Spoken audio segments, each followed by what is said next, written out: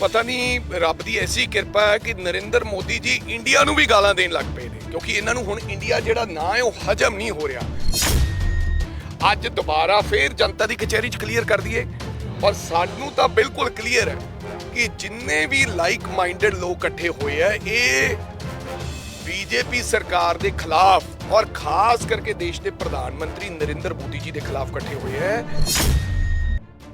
जाखड़ साहब ये गल क्लैरिटी लैके आने दसन कि अलायंस पक्का अकाली दल नाल तुहाडे गल मुक चुकी है। अकाली दल लड़ेगा तो एक अकाली दल बसपा नूं देनी चाहुंदा। ये गल मुकम्मल तौर ते अंदर मुक गई है। ये हुण इकट्ठे होके आपदी विਉਂਤ बना देन, लोग हुण धोखे च नहीं आउणगे।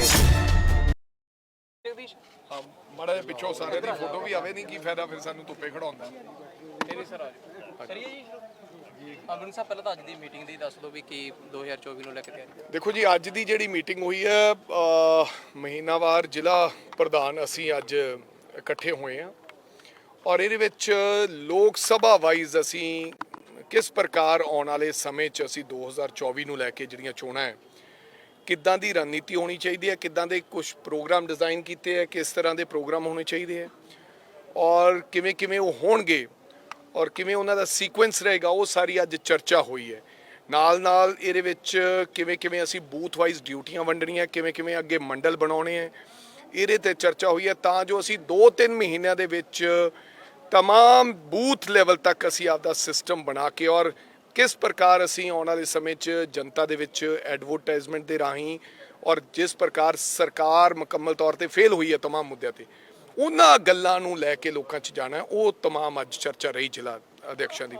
पर वड़िंग साहब देखिए, जिस तरह का पूरा स्ट्रक्चर चल रहा है, बीजेपी भी एक गल कहण लग गई, कहंदे कांग्रेस नूं तां हजे आपदे नहीं पता लग रहा भी आप वालियां नाल मिल के असीं ਚੱਲਾਂਗੇ किवें। उस चीज़ नूं लैके तुसीं अज मीटिंगां च क्लीयर कर रहे हो। देखो, मैं ਤੁਹਾਨੂੰ ਵਾਰੀ-ਵਾਰੀ ਇੱਕ ਗੱਲ ਬਹੁਤ ਵਾਰੀ कहती, पता नहीं क्यों वार-वार इस चर्चा ਨੂੰ क्यों दोहराया जाता है, और खास करके बीजेपी ਜਦੋਂ ਦੀ ਸਾਡੀ ਮੀਟਿੰਗ ਹੋਈ ਹੈ 26 ਪਾਰਟੀਆਂ ਦੀ, ਇੰਡੀਆ ਨਾਮ ਚੁਣਿਆ ਗਿਆ ਹੈ।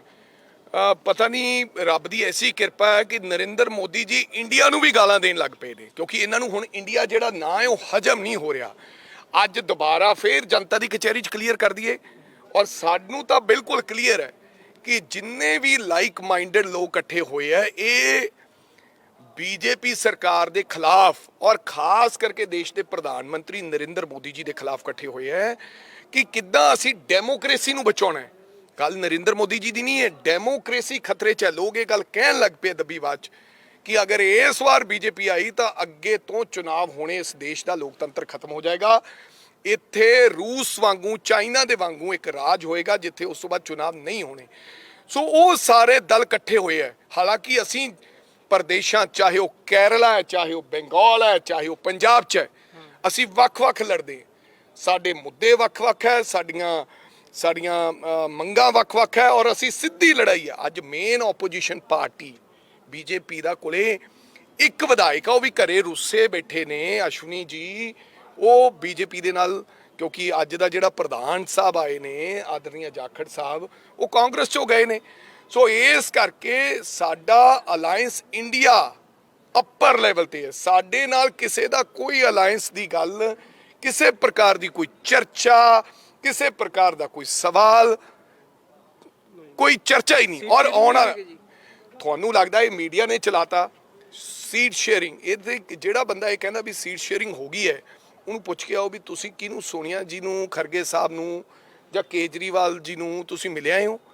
किसी प्रकार की किसी पार्टी की सीट शेयरिंग की गल नहीं हुई। और मैं 100% श्योर है कि असी पंजाब दे विच, नॉट ओनली पंजाब, कई राज्यों के विच वो जिहड़ियां पार्टी लाइक माइंडड उत्थे इकट्ठियां होईयां सी, लेकिन वो अड-अड आपदे मुद्दों ते अड-अड थावां ते चुनाव लड़नगियां।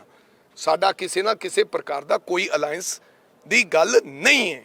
ये वार-वार चर्चा, और मेरी बेनती है बीजेपी वाले आपदी गल करन, क्योंकि चर्चा ये है कि सारी बीजेपी जिहड़ी पुरानी कांग्रेस सी, जिन्होंने असी ਜਿਹੜੇ ਵਿਚਾਰਿਆਂ ਨੂੰ ਇਗਨੋਰ ਹੋ ਗਏ, ਜਿਨ੍ਹਾਂ ਨੂੰ ਲਾਤਾ ਦਿੱਤਾ ਗਿਆ ਸੀ, ਉਹ ਉਧਰ ਚਲੇ ਗਏ। ਅੱਜ ਬੀਜੇਪੀ ਵਾਲੇ ਮਹਿਸੂਸ ਕਰ ਰਹੇ ਆ ਕਿ ਗਵਰਨਰ ਨੂੰ ਕਿਤੇ ਜਾਂਦੇ ਹੈ ਜਾਂ ਹੜ੍ਹ ਪੀੜਤਾਂ ਕੋਲੇ ਜਾਂਦੇ ਹੈ ਪ੍ਰਧਾਨ, ਤਾਂ ਸਾਰੀ ਕਾਂਗਰਸ ਹੀ ਪੁਰਾਣੀ ਨਜ਼ਰ ਆਉਂਦੀ ਹੈ। ਅੱਜ ਜਿਹੜਾ ਬੀਜੇਪੀ ਦਾ ਜਿਹੜਾ ਅਸਲੀ ਕੇਡਰ ਸੀ, ਜਿਨ੍ਹਾਂ ਨੇ ਇੱਕ ਇੱਕ ਬੰਦੇ ਤੋਂ ਦੂਜਾ ਬੰਦਾ ਜੋੜਿਆ ਸੀ, ਉਹ ਸਾਰੇ ਨਿਰਾਸ਼ ਬੈਠੇ ਹੈ। ਅੰਦਰ ਹੀ ਅੰਦਰ ਬਹੁਤ ਵੱਡਾ ਵਿਰੋਧ ਹੋ ਰਿਹਾ ਹੈ ਔਰ ਖਾਸ ਕਰਕੇ ਅੰਦਰ ਬੀਜੇਪੀ ਦੇ ਵੀ ਹੈਗਾ ਹੈ, ਦਲਿਤ ਭਾਈਚਾਰੇ 'ਚ ਬਹੁਤ ਵੱਡਾ ਵਿਰੋਧ ਹੈ ਬੀਜੇਪੀ ਦਾ। ਔਰ ਮੈਂ ਉਹਨਾਂ ਨੂੰ ਇਹ ਸਵਾਲ ਪੁੱਛਦਾ ਹੈ, ਕਿਰਪਾ ਕਰਕੇ